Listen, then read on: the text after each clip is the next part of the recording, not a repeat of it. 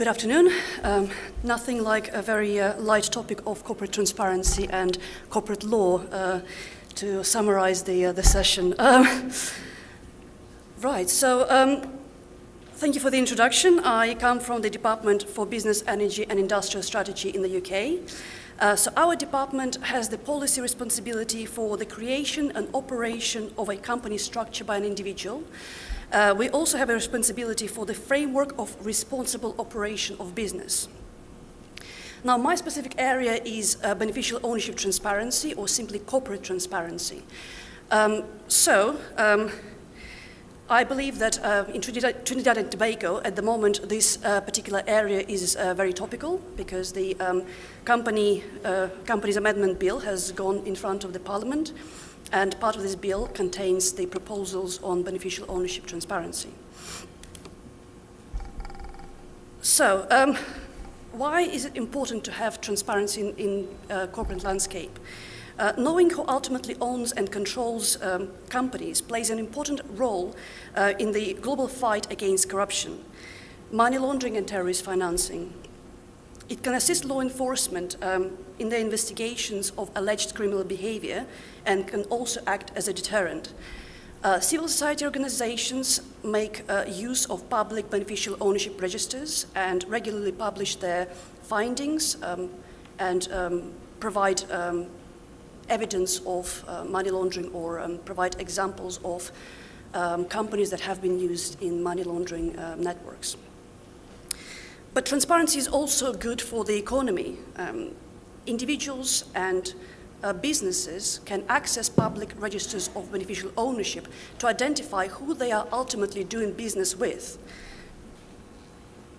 Openness and transparency in company ownership promotes trust in the business environment. This was one of the important drivers for the creation of the Public Beneficial Ownership Register in the United Kingdom. Now, I will give a very brief overview of the history of our register, and I will very quickly go through the recent findings of our research into its implications. And then I will turn to the wider picture.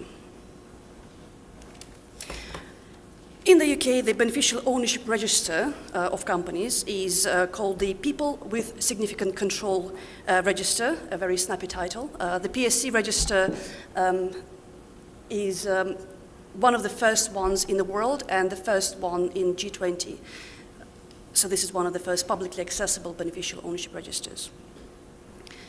It is held and maintained by Companies House, so this is the UK's Registrar of Companies. We legislated in 2015 to establish the register, and in 2016 it went live. Within a year, in 2017, it was fully populated.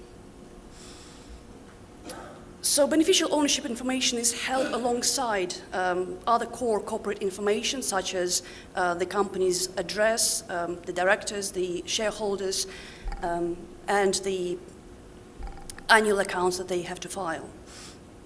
This information is contained in a searchable format, so this is actually easily searched by anybody.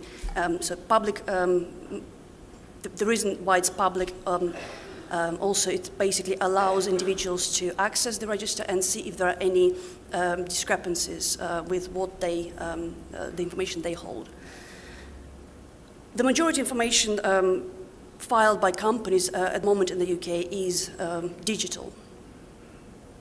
So briefly to touch upon the requirements on companies. Companies have to identify their PSC, so who is ultimately in control of the company. They have to confirm their details, so this is their name, their address, what is the nature of their control over the company. Then they have to record this information in their own beneficial ownership register. And then they have to provide it to the Central Register of Companies, to Companies House. Now, this information can be useful, but if it is not kept up to date, this provides limited value. So therefore, companies have to update this information within 14 days of change and record this on their own PSC register, and then provide this information to the central registry within a further of 14 days.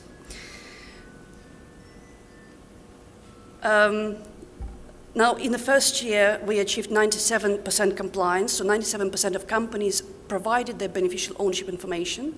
We are currently evaluating the effects of the register, although we're still finalizing our assessment and analysis of the results. I can share some details with you today.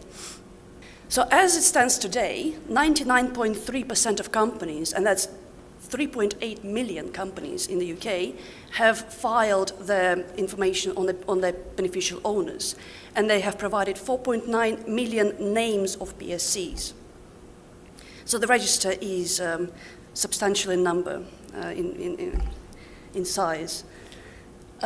We have surveyed a number of classes of users of the data. So primarily we're looking at civil society organizations, law enforcement, financial institutions, and the public and businesses.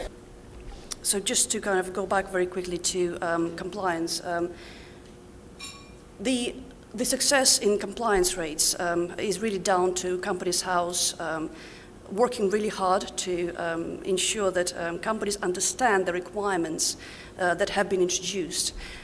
And it's also very important that they pursue any cases of non-compliance. If companies do not realize that they are required to comply, they might have to be chased for that. So Companies House have issued some 100,000 letters to companies where they did not have PSC information. And they continue to pursue around 35,000 companies. So out of the total register of 4 million, at the moment we're looking at 35,000 companies still need help in compliance.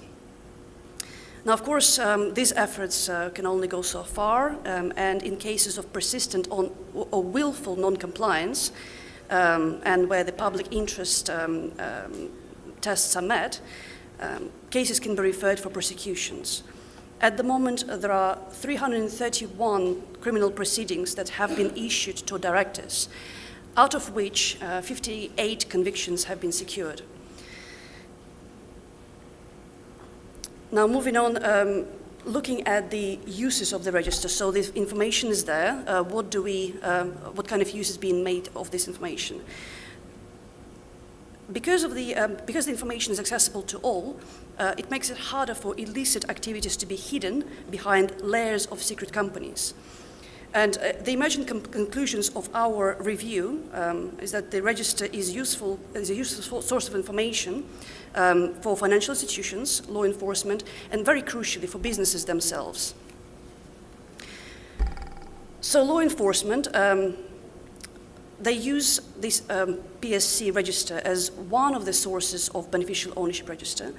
And Companies House have worked with law enforcement agencies to show how the information, what information they have on companies and how this information can be useful for investigations.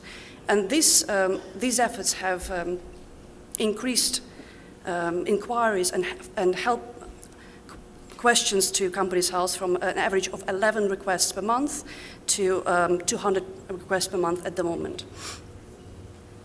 So as for businesses, our research suggests that regular small and medium-sized businesses value the information on the register highly.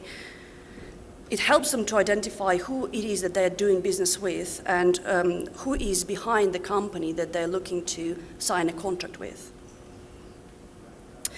Higher levels of trust is also good for commerce. We see very high use of data in terms of numbers. So the PSC register is, the web version of it is accessed around 500,000 times a month. So that's comparing to the 2.2 billion times a year that the overall company's register has been accessed at the moment. So this is, many eyes are viewing the data every day. But not only that, civil society organizations and any journalists who are looking to understand patterns of corporate ownership in the UK can download the information in bulk. And at the moment, 350 times a month, this is being done. Now let's move on to future work. So what does it all mean? The Financial Action Task Force has recently evaluated the UK in terms of our framework for prevention of money laundering, terrorist financing, and the British High Commissioner mentioned this, this recent evaluation. Overall, the conclusions show that the UK has a strong framework. However, there have been a few recommendations where they identified room for improvement. One of these is the need to ensure accuracy information. So Companies House have already got systems in place to check the information that they receive. So these are automatic checks. And also around 300 individuals are checking this information to ensure it complies with company law, that it's valid, that it's complete. And of course, when it comes to the public nature of our register, we receive information on any discrepancies, anything that the public identify as being suspicious or incorrect. But of course, when we are looking at multiple databases that government departments hold, cross-checking between these different databases can help in identify discrepancies and identify any potential errors. So we are looking to utilize all different sources of beneficial ownership information, and we're looking at options of how we can increase accuracy of information and increase the usefulness of the information that is on the register. Transparency of company ownership is increasingly seen as a global issue, and it requires I can hear myself better now, sorry. And it requires a global response to eliminate secrecy that provides safe haven for corrupt money and for allows money laundering. So this is why the UK supports the Open Ownership Initiative and supports the collection of information into the global Open Ownership Register. We're also a member of the Beneficial Ownership Transparency Network, which was launched in July last year. So this is a group of countries who are either looking to implement beneficial ownership registers or who are looking to improve the systems they have in place already. Last year, we announced a new international campaign to make public beneficial ownership registers a global norm by 2023. And this includes greater technical assistance to developing countries. We're looking to work through multilateral organizations such as FATF, or Financial Action Task Force, EITI, G20 and OECD, to promote public access to company ownership information. Thank you.